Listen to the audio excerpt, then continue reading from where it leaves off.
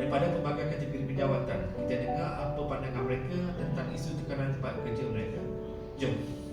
Tugas sebagai seorang pakar, pernahkah doktor mengalami tekanan semasa menjalankan tugas?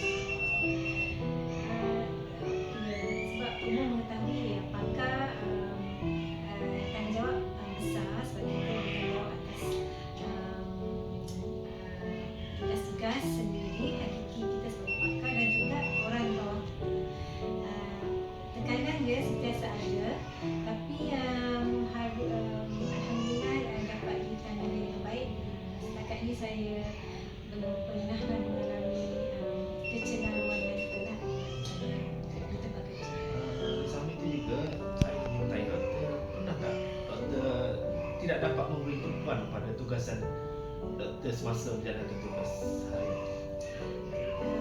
Alhamdulillah saya mempunyai sokongan yang kuat dari keluarga dan juga dekat persekitaran pekerjaan, alhamdulillah juga sportif. Jadi setakat ini saya dapat memberi tumpuan walaupun ada tekanan, especially kalau yang mengejar deadline lah, tugasan urusan kemudahan. Dengan sibukan tugasan seharian, doktor biasa tak macam tak dapat selesaikan tugasan di pejabat dan akan terpaksa membawa tugasan tersebut ke rumah? Dulu sebelum menjadi pakar ya, selalu saya buat begitu. Kita dapat time management yang menguruskan masa yang lebih efisien. So jaranglah kita bawa balik kerja. Dalam menjalankan tugasan harian, doktor pernah tak merasa letih?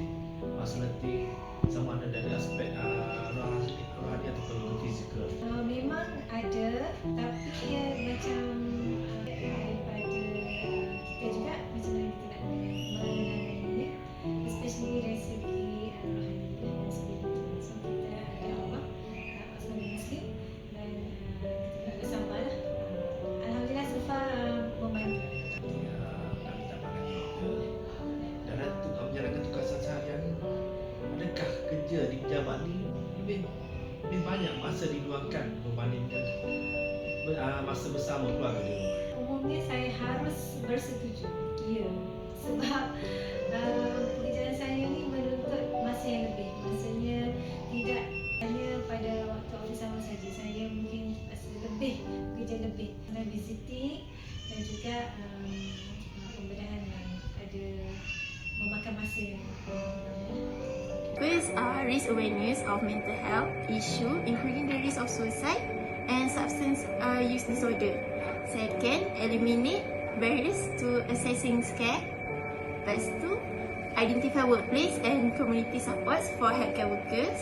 Reduce stigma related to seeking and reducing care mental health. And lastly, identify to improve data, screening to training, resources and policy to address health worker mental health.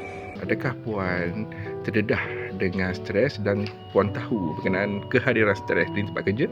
Kadang-kadang saya mengalami juga. Mengalami. Sebab saya kerja yang menguruskan data pesakit ni, Okey. dia kerja yang berterusan, kerja yang tak pernah habis lah kita panggil. Sebabnya dia melibatkan kemasukan pesakit ke ICU.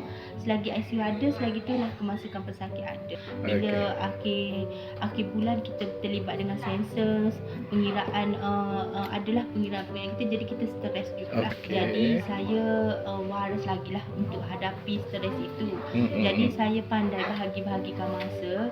Jadi saya buat kerja lebih masa untuk siapkan kerja-kerja saya. Jadi kita ada manage, kita boleh manage kerja kita. Jadi stres tu kita boleh kawal. Adakah tugas yang diberikan pada Puan setimpat?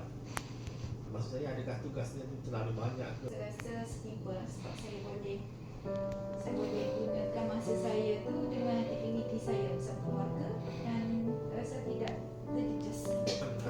Berdepan dengan kaedah birokrasi di tempat tugas ini. So, dulu memang ada, tapi saya rasa oleh kerana pengalaman yang agak lama tu, saya rasa saya boleh pinggirkan pada sikit tu. Menjalankan aktiviti tugasan seharian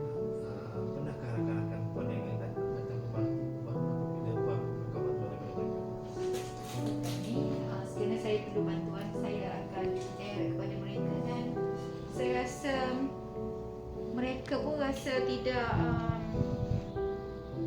lokek lah untuk memberi bantuan.